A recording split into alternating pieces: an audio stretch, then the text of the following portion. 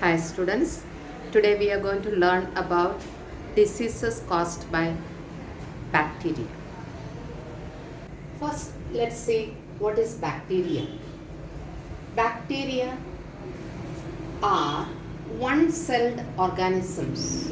They are among the smallest and most widespread of all living things. Bacteria is plural. Okay, bacterium is singular.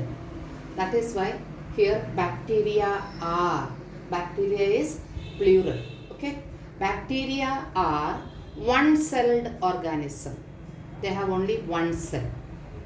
They are among the smallest and most widespread of all living things. Among all living things, bacteria are the smallest and they spread very fast, most widespread of all living things. The first disease here, it is cholera.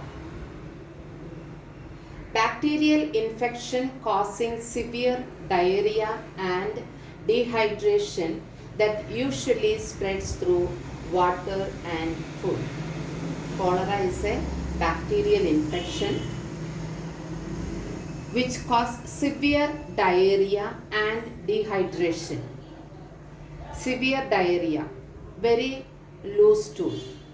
Okay, very low stool will have, and because of that dehydration, so much of fluid is lost from our body, so we go in dehydration that usually spreads through water and food. Because of contaminated water and food, we get this infection which is cholera, which is bacterial infection. Causative organism or caused by Vibrio cholera. Vibrio cholera is the bacteria cause this cholera. And it is transmitted by flies, contaminated food and water. This bacteria, this cholera transmitted by flies. These flies will go and sit in a dirty place or in a motion or a stool, and then that flies come and sit on the food, and that food we eat, or the water which is kept, it's open and kept in that water, if this flies goes and sit, and that water if we drink, then we get this disease which is cholera. Symptoms: severe watery motion. Cholera has severe watery motion. Dehydration, vomiting and leg cramps due to electrolyte imbalance. In cholera, we will have, if you have cholera, then you will have severe watery motion. So lot of fluid is lost from the body. So we will have dehydration. Then vomiting. Because of vomiting and watery motion, lot of fluid is lost from the body. So we will have dehydration. And then leg cramps. Why? Because fluid is lost, so electrolyte imbalance will be there in our body. So we will have leg cramps in cholera. What is the treatment for that? Treatment is, if we are at home, we can have ORS. ORS is oral rehydration solution. Oral rehydration solution. Why? Because we have dehydration. So we have to rehydrate it. For that, we'll give ORS. Okay. Then if you are in the hospital, then you will have IV fluids, intravenous fluids, saline. They give us saline. Then antibiotics. These are the treatment for the cholera. Next is typhoid. Typhoid fever is a life-threatening infection caused by the bacteria. The causative organism is Salmonella typhi. That is the bacteria cause this typhoid. The The typhoid is transmitted through contaminated water and food.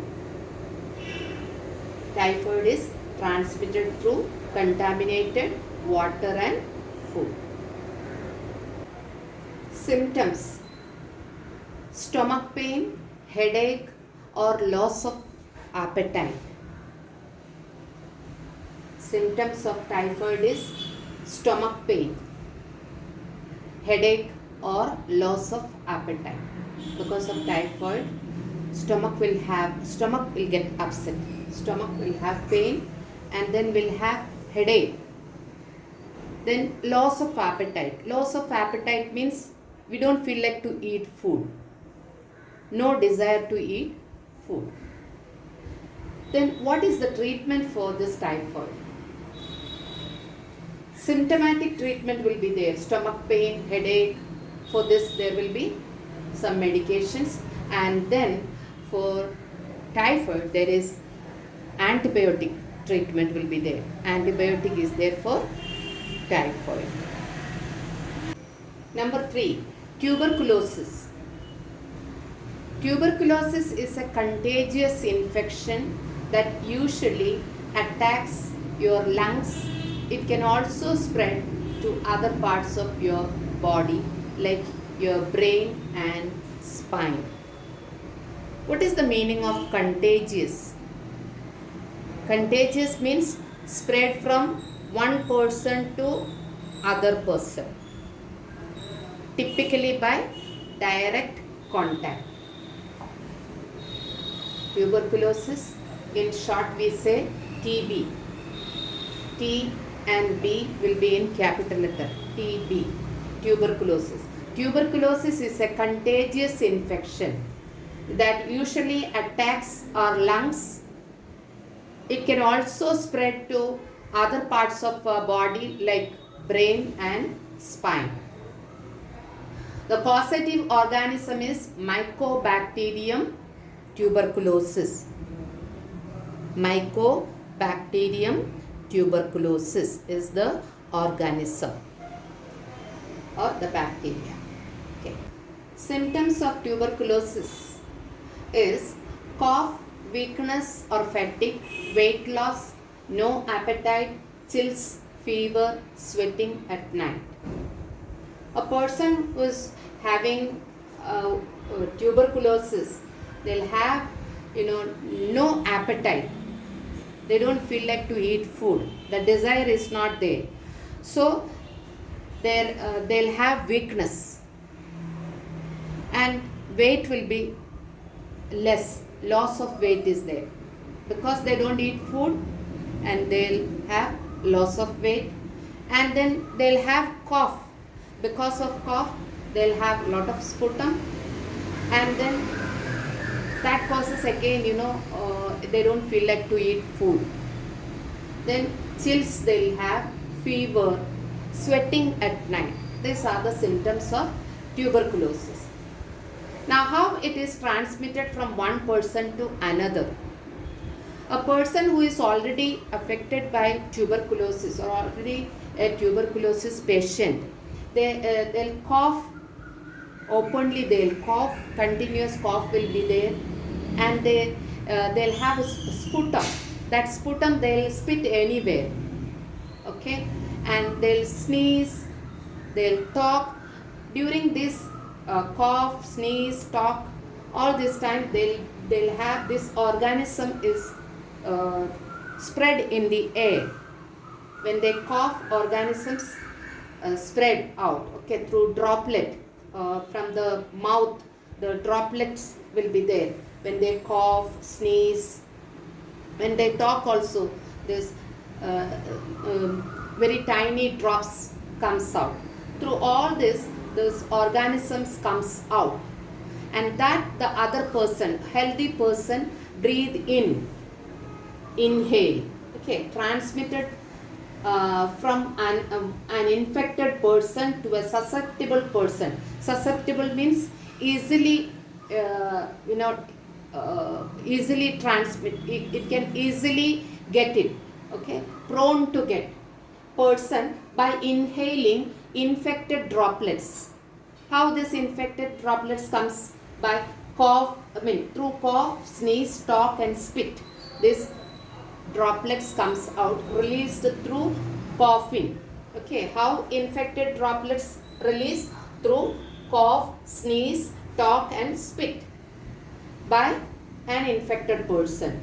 And this droplets the healthy person inhale and then get the tuberculosis to that person. And treatment is antibacterial medication. The treatment for this tuberculosis is antibacterial medication. Now let's see diarrhea and gastroenteritis. Frequent loose motion lasting more than 24 hours caused by bacteria protozoa virus. That is diarrhea. Frequent loose motion. Very often loose motion will be there. And that too more than 24 hours. It will last for more than 24 hours. The causative organism is Escherichia coli. Symptoms are loss of appetite, bloating, nausea, vomiting, abdominal cramps, abdominal pain, loose stool, bloody stool. They will have loss of appetite. Person who has diarrhea will have loss of appetite. They don't feel like to eat food. Bloating. Abdomen will be, swollen like bloating, big it is. Then nausea, vomiting. They feel like to vomit. Sometimes they'll vomit. Then abdominal cramps. Because of vomiting, they'll have abdominal pain and abdominal cramps will be there. Then loose motion, continuous loose motion. Because of that, they get cramps in the abdomen. Then continuous motion, loose motion, it end up in bloody stool. This loose stool, continuous it will be, and then end up with bloody stool. Okay, severe diarrhea. Person will have, when a person has severe diarrhea, they'll have bloody stool. These are the symptoms of diarrhea and gastroenteritis. Diarrhea is transmitted through close contact with infected person by sharing food, water or eating utensils, or by touching surfaces contaminated by an infected person and then touching one's mouth. A person already infected diarrhea or already is having diarrhea, that person should follow hygiene. Okay, he or she should be hygienic. After going to washroom or going for toilet, hands should be cleaned with the soap and water. Wash thoroughly with soap and water. Nails should be cut short. Nails should be cut short. In between the nails, okay, there is this stool particles can be there. With this contaminated hand, they will touch the food, water or any eating utensils. Okay, that through that this organism is transmitted. Okay, that already the surface is contaminated or utensils is contaminated, food, water. This another person take and that person gets this disease. That is how diarrhea is transmitted. Transmitted through close contact with infected person. Already a person who is infected and that person's food sharing or water sharing. Utensils, he or she ate and kept that utensils in the same utensils of the healthy person eat food. Or touching the surface is contaminated with the dirty hand is touched that surface, from that surface also this bacteria can transmit to the other person. And usually it happens in children. Small children, they don't know the seriousness of it, so they don't wash their hands properly after passing motion, and with the same hand they will go on touching here and there, and they eat food with the dirty hand. The nails, in between the nails, the motion particles or these organisms will be there, and with that they'll be keep eating, and they'll touch the mouth of the other person. Okay, this is how this is transmitted. And the treatment for this, of course, in this diarrhea they'll have continuous loose motion, and so they'll have loss of fluid in the body. Lot of fluid will be lost, so they need to replace that fluid. So they have to drink plenty fluid. ORS can take, and then if it is severe, then they'll be hospitalized, and then they'll have IV fluids and antibiotics. That is what the treatment for diarrhea. Next is whooping cough. Whooping cough, otherwise called pertussis. It's a highly contagious respiratory tract infection. It's a cough, whooping cough, that is highly contagious respiratory tract infection. Causative organism is Bordetella pertussis. That is the causative organism of whooping cough. Symptoms of whooping cough is struggling to breathe, turning blue, coughing violently, coughing rapidly, not drinking enough fluids. Whooping cough, continuous, they'll be coughing. Person who has whooping cough, they'll be coughing, and rapidly, there is no gap in between, like that, keep coughing, and very violent cough. Because of that, they are not able to breathe. So they won't get sufficient of oxygen. They struggle to breathe. Because of a lack of oxygen, they'll turn to blue. They don't drink water. Sufficient of water they don't take. They don't drink enough fluids because they are not able to control their cough. Continuous cough. That is why they will not have enough fluid in their body, and they turn to blue because of lack of oxygen. Now, how it is transmitted? It is transmitted through coughing and sneezing. The organism is in the air that the other person breathe in. And that is how it is. The other person get this disease.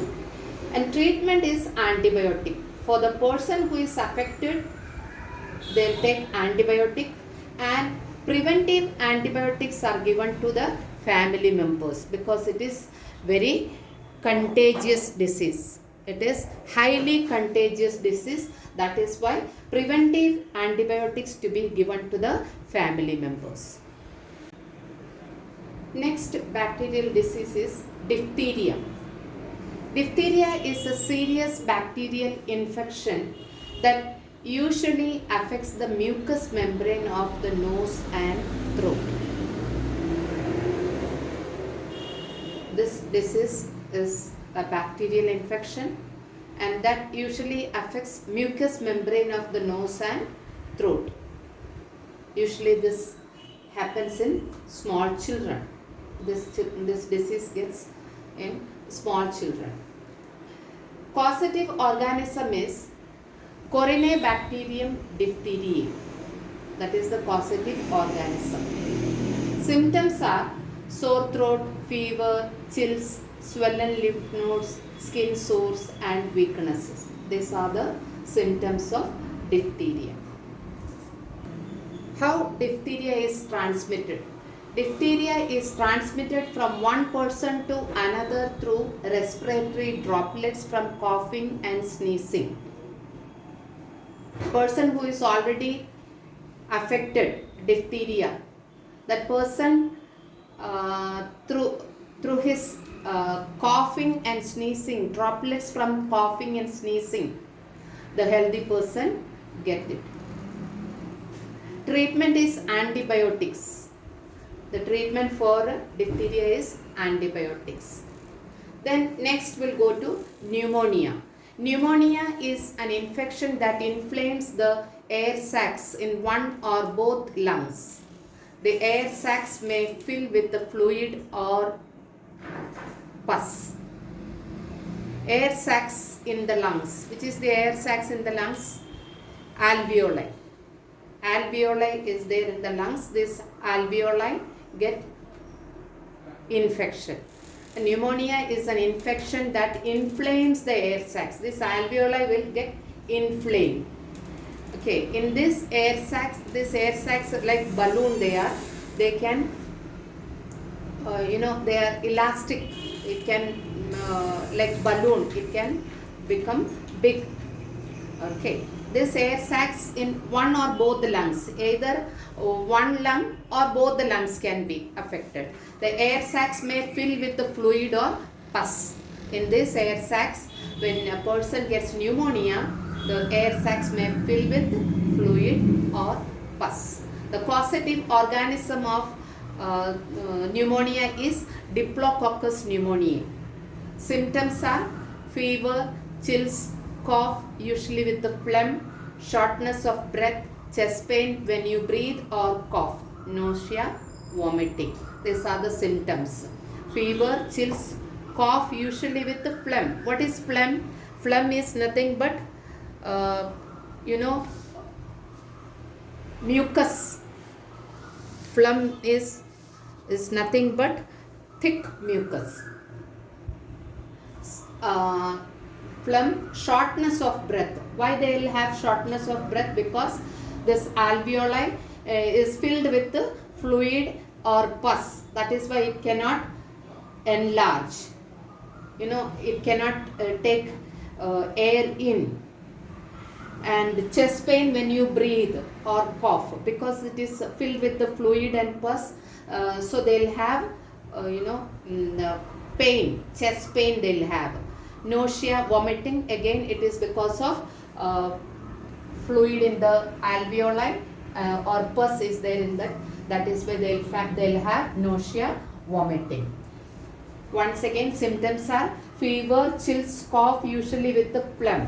When they cough, they'll have lot of thick mucus. They'll spit out lot of thick mucus. Shortness of breath because it is filled with the alveoli is filled with the fluid and pus. And they'll have chest pain again because of that. And coughing, continuous coughing causes chest pain. Nausea, vomiting because of fluid and pus in the alveoli. How pneumonia is transmitted? Pneumonia is transmitted through coughing, sneezing, close contact. Treatment is antibiotics. Then next is tetanus. Tetanus, otherwise called lockjaw. It is an infection caused by bacteria called Clostridium tetani. When these bacteria enter the body, they produce a toxin that causes painful muscle contractions. It often causes a person's neck and jaw muscles to lock, making it hard to open the mouth or swallow. Tetanus is otherwise called lockjaw. This tetanus usually affects the jaw.